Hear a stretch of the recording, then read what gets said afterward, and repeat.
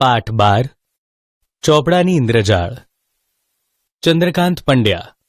સાહિત્ય પ્રકાર આત્મકથાખંડ.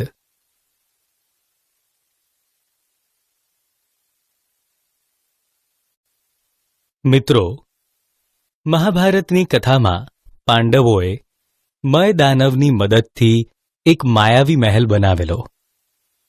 તેમાં જ્યાં જળ હોય ત્યાં સ્થળ અને સ્થળ હોય ત્યાં જળની અનુભૂતિ થાય એવી માયાજાળ, જેમાં અજાણી વ્યક્તિ દાખલ થાય તો બહાર નીકળવામાં ખૂબ જ તકલીફ પડે.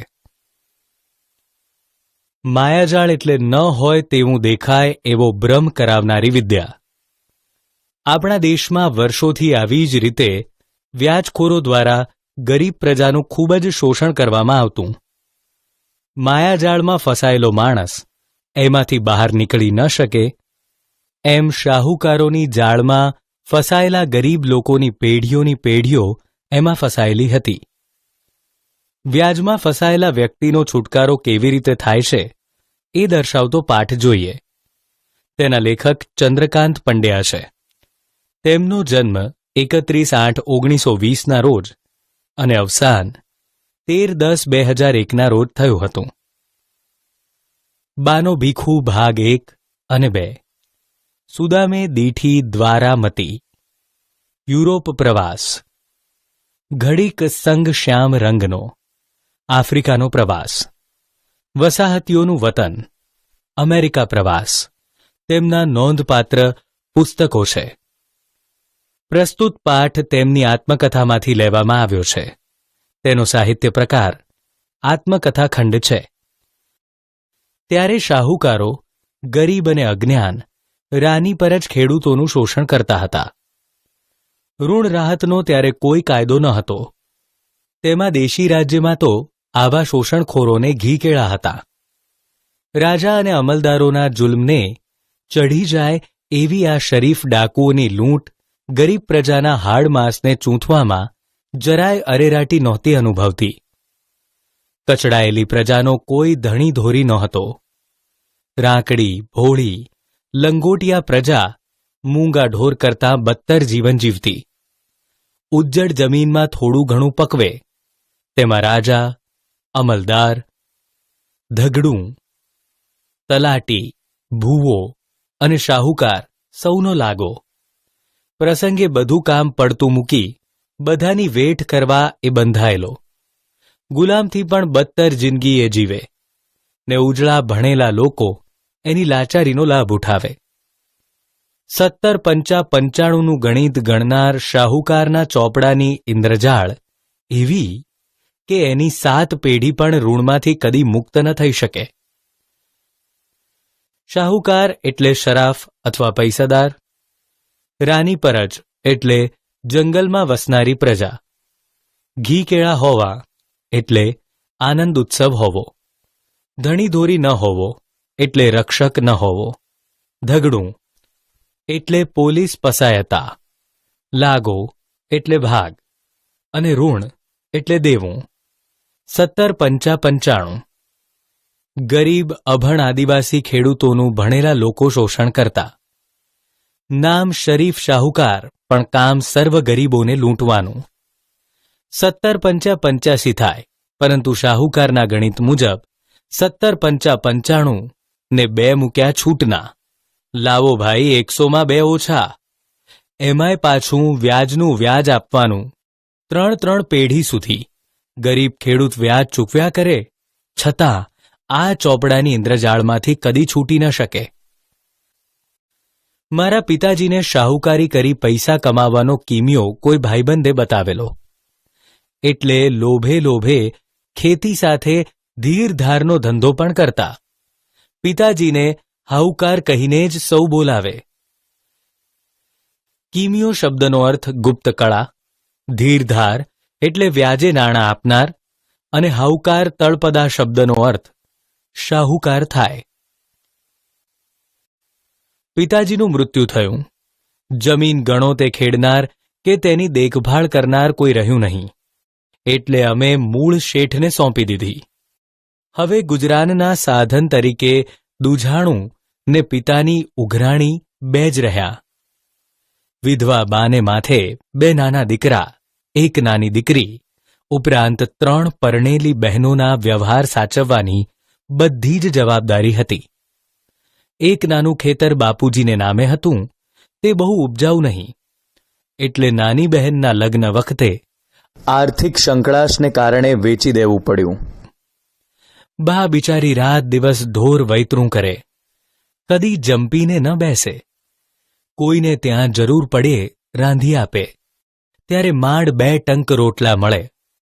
બાપુજી શાહુકારીનો ધંધો કરતા, પણ ઘરમાં ભાગ્યે જ કશી બચત મૂકી ગયેલા. એ જમાનો પણ સોંઘારતનો. 10 રૂપિયે હારો ભાત, એ જ પ્રમાણે બધી ચીજ વસ્તુ. એમાં બચત શી રીતે થાય? એટલે કુટુંબનો બોજો એકલે હાથે ઊંચકતા તો બાને નવનેજા પડ્યા. ગણો તેટલે જમીન ખેડવાના બદલા પેટે અપાતા ભાડાનો લેખ. ગુજરાન એટલે ભરણપોષણ, દૂધાણું એટલે દૂધ દેતું ઢોર, ઉપજાવ એટલે ફળદ્રુપ, વૈતરું કરવું એટલે થાકી જવા એટલું કામ કરવું, હારો એટલે 6 મણનું વજન, અને નવનેજા પડવા એટલે મહા મુશ્કેલી પડવી. દીકરામાં હું મોટો, એટલે 14 વર્ષની ઉંમરે ગામડે ઉઘરાણી કરવા બા મને મોકલે. દેણદારો પ્રામાણિક, પણ ખેતીના વર્ષો એક પછી એક એવા ખરાબ આવે કે લેણદારોને રોકડ કશું આપી ન શકે. ક્યારેક થોડું ઘણું આપે, એ તો અમારા કુટુંબને આપદા ન પડે એટલા ખાતર. પોતે પેટે પાટા બાંધી આછું પાતળું ખાઈને પણ જે મળે તે વ્યાજ પેટે ભરી જતા. આપદા એટલે મુશ્કેલી, પેટે પાટા બાંધવા રૂઢિપ્રયોગનો અર્થ. ભૂખમરો વેઠીને પણ આબરૂ સાચવવી, અને આછું પાતળું ખાવું રૂઢિપ્રયોગનો અર્થ. ઓછું વત્તું ખાવું થાય. ધરમપુરથી 5 માઇલ દૂર મરગમાળ ગામે રાની પરજ કોમના જીવલા નામના ખેડૂત પાસે અમારું લેણું નીકળે. કાઠા વર્ષોમાં જીવલાની સ્થિતિ બહુ કપરી થઈ ગયેલી. પૈસા તો જે મળે તે આપે, પણ બાપુના મૃત્યુ પછી વર્ષો વર્ષ લાકડા, ડાંગર, કઠોળ, ગોળ, કેરી, શાકભાજી, ઢોર માટે ઘાસને એવું કંઈ ને કંઈ વ્યાજ પેટે ભરે. વર્ષ ગમે તેવું નબળું પડ્યું હોય તોય હાઉકારના પોયરાને આપદાની પડવી જોઈએ. એ ભાવનાથી કંઈક તો આપવું જ જોઈએ, એવું માનતો જીવલો દાનતનો શુદ્ધ. કાઠા એટલે કપરા, પોયરા તળપદા શબ્દનો અર્થ છોકરા, આપદા એટલે મુશ્કેલી. પોતાના બાળકો ભલે જાનવરથી બદતર જીવે, પણ શાહુકારના બાળકોને મુશ્કેલી પડવી ન જોઈએ એવી શુદ્ધ દાનત ધરાવતા જીવલા સામે શાહુકારો કેટલા નીચા દેખાય છે. વ્યાજ પેટે પોતાની સર્વ કમાણી શાહુકારના ચરણે ધરી દેતા આવા કેટલાય જીવલા ભારતમાં આજે પણ છે. આજે પણ કહેવાતા શાહુકારો ગરીબ લોકોને લૂંટી રહ્યા છે. બસ લૂંટવાની રીત જુદી છે. જીવલો અવારનવાર ઘેર આવતો. મારા ઉપર પુષ્કળ પ્રેમ, શેરડી, બોર, જાંબુ, કેરી એવું કંઈ ને કંઈ મારા માટે લાવે. તેની સાથે કોઈકવાર તેનો પુત્ર ગોવિંદ પણ હેર જોવાની લાલચે આવે. લંગોટી ને મેલું જીર્ણ ડગલું એ એનો પોશાક. જીવલો જુવાનીમાં પણ ખખડી ગયેલો, હાડપિંજર જેવો, તો એનો પુત્ર ગરીબડો, અર્ધનગ્ન દશામાં ખુદ દરિદ્રતાને પણ શરમ આવે એવો. જીવલાના કુટુંબની આવી કરુણ દશા છતાં તેની વફાદારી મૂક સાક્ષી જેવો હું માત્ર જોયા કરતો. હેર તળપદા શબ્દનો અર્થ શહેર થાય. દરિદ્રતા એટલે ગરીબાઈ, અને મૂક એટલે મૂંગું. બાપુ ગુજરી ગયા પછી બા મને ઉઘરાણીએ મોકલે. મરગમાળમાં જીવલા ઉપરાંત પણ 1-2 લેણદાર હતા. તેઓ જીવલાની સરખામણીમાં જરા ઠીક સ્થિતિના કહેવાય, એટલે બાને તેમના પૈસા નિયમિત મળતા. પણ જીવલો તદ્દન ભાંગી ગયેલો. પત્ની મરી ગયેલી, તેનું 12મું કરવા માટે વળી બીજો શાહુકાર કરેલો, એટલે જીવલા ઉપર કડક ઉઘરાણી થાય. રવિવારે બા મને ઉઘરાણીએ મોકલે. ભાતામાં કોઈ વાર સુખડી તો કોઈ વાર શક્કરપારા બનાવી આપે. દિવાળી પછી તો લગભગ દર રવિવારે ઉઘરાણીએ જવાનો કાર્યક્રમ નક્કી જ હોય. નદીમાં નાહવાનું મળે, ઋતુના ફળો ખાવા મળે. ચણાનો ઓળો, શેરડી, બોર, કેરી જે મળે તે પેટ ભરીને ખાવાનું અને ઘર માટે પણ લાવવાનું. સાથે 2-3 મિત્રો હોય એટલે રસ્તો ક્યાં કપાઈ જાય તે ખબર ન પડે. ઓળો એટલે લીલા ચણાના પોપટાનો પોંક. એક રવિવારે એ જ રીતે ઉઘરાણી કરવા જીવલાને ત્યાં મરગમાળ ગામે જવાનું થયું. સાથે મારા મિત્રો મહમદ ને રસીક હતા. બીજે ઉઘરાણી કરવા જવાનું નહોતું એટલે બાએ કશું ભાતું બંધાવ્યું નહોતું. અમે જીવલાને ઘેર પહોંચ્યા તો માલુમ પડ્યું કે જીવલો કામ અંગે કશે બહાર ગયો હતો. 12 વાગતા આવી પૂઘે એમ ગોવિંદે કહ્યું. એટલે સમયનો સદુપયોગ કરવા અમે એના ખેતરમાં ઉપડ્યા. બોરડી ઉપરથી સરસ મજાના મીઠા રાંદેરી બોર પાડ્યા, ખાધા ને ગજવા ભર્યા. મરચીના છોડ ઉપરથી મરચાં તો રીંગણી ઉપરથી રીંગણા તોડીને થેલી ઠાંસીને ભરી. ગોવિંદે બાવળના દાંતણ કાપી આપ્યા. તે લીધા, નદીમાં નાહ્યા ને જીવલાની ઝૂંપડી આવ્યા ત્યારે જીવલો આવી ગયો હતો. પૂઘે તળપદા શબ્દનો અર્થ પહોંચશે થાય અને ઠાંસીને ભરવું એટલે દાબીને ભરવું થાય. તેણે પૂછ્યું, ભીખલા, બપોર થઈ ગયા, કંઈ ખાધું કે ભૂખ્યો જ? ડોશીએ હું બાંધી આવેલું છે?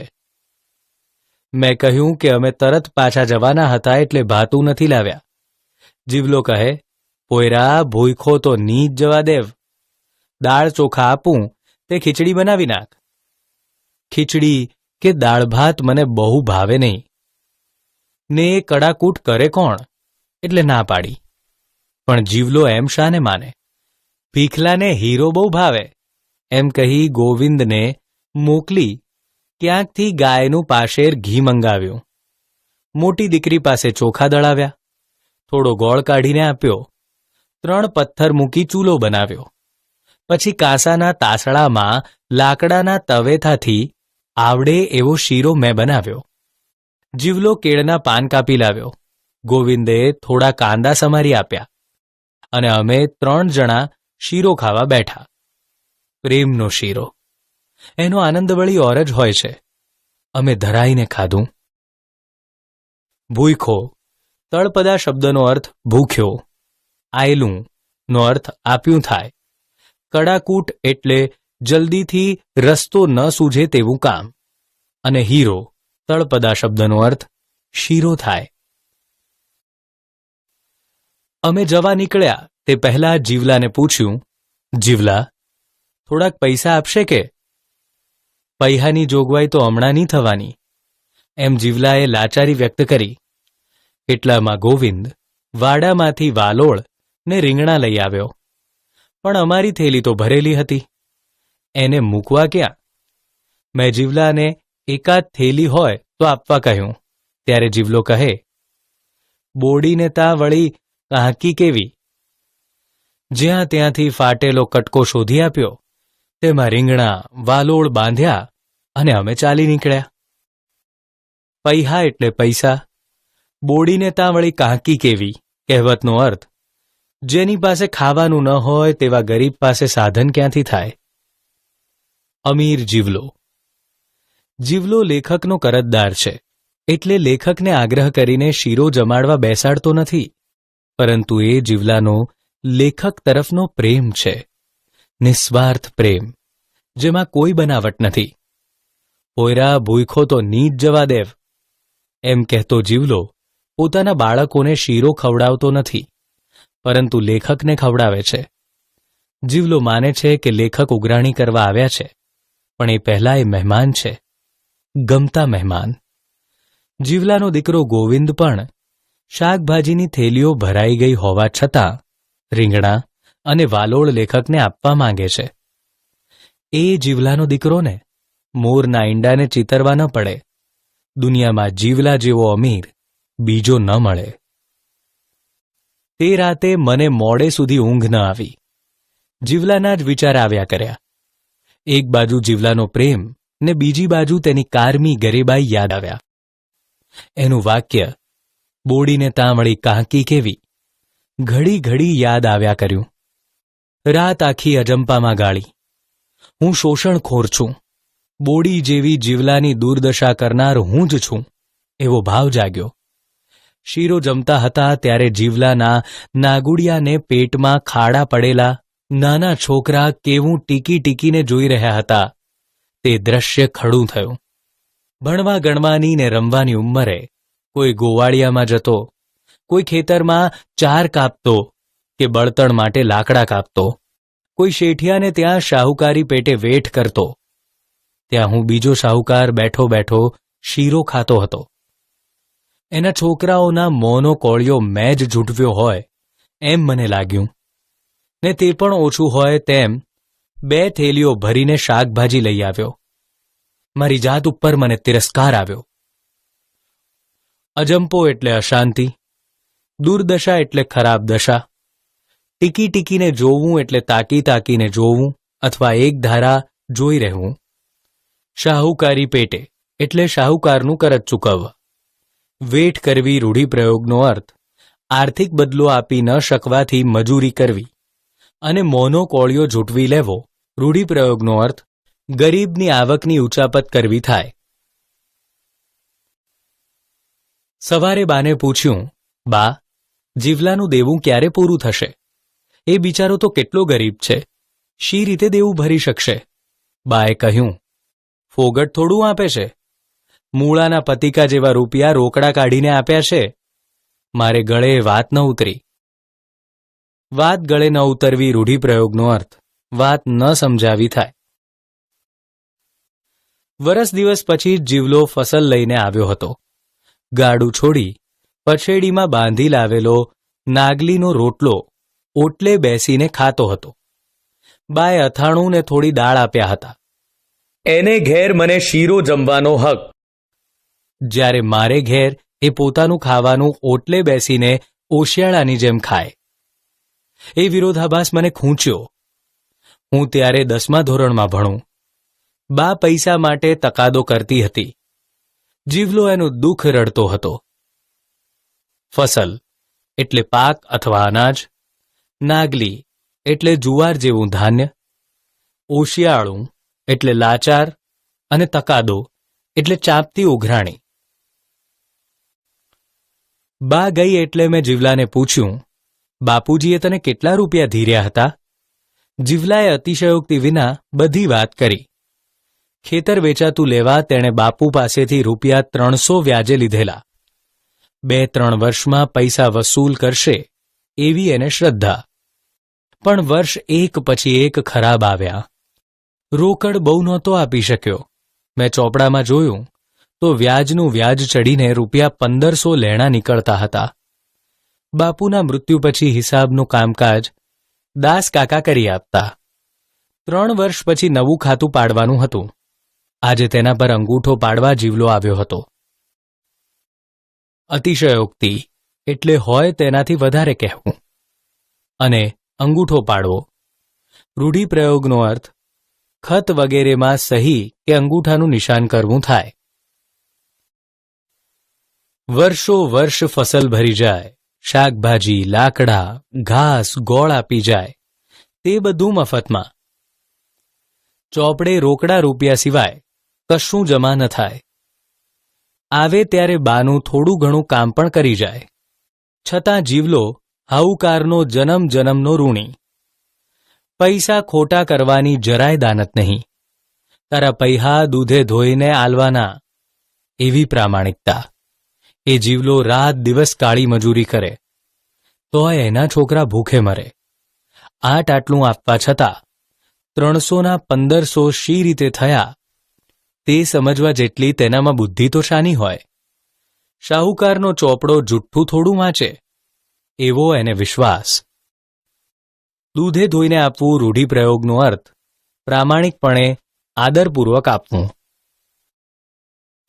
આવા શોષિત દરિદ્ર નારાયણની કરુણ દશા જોઈને મારું હૃદય દ્રવી ઉઠ્યું. મુદ્દલ કરતાં તો કેટલુંય વધારે આપી ચૂક્યો હતો, છતાં શાહુકારના રાતા ચોપડામાં દેવું 5 ગણું બોલતું હતું. અને આજે દાસ કાકા ફરી હિસાબ કરશે ત્યારે તો એ ક્યાંય વધીને ઊભું રહેશે. જીવલો તો શું, એની 7 પેઢી પણ દેવું ચૂકવી ન શકે એવી ચોપડાની ઇન્દ્રજાળ હતી. મારું હૃદય રડી ઉઠ્યું. હું ગાંધીવાદી જીવન જીવું છું એવા મારા ખ્યાલો માત્ર દંભ લાગ્યા.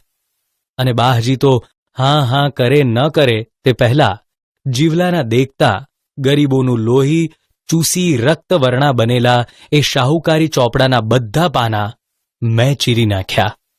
જીવલાને કહ્યું, જા, તું હવે મારા લેણામાંથી છૂટો. દંભ એટલે પાખંડ અને રક્તવર્ણા એટલે લાલ રંગના. 2-3 વાક્યમાં ઉત્તર લખો. પ્રશ્ન 1. જીવલો દાનતનો શુદ્ધ હતો એમ તમે શા પરથી કહી શકો? ઉત્તર. માઠા વર્ષોમાં જીવલાની સ્થિતિ કપરી થઈ ગઈ હતી, છતાં વર્ષો વર્ષ લાકડા, ડાંગર, કઠોળ, ગોળ, કેરી, શાકભાજી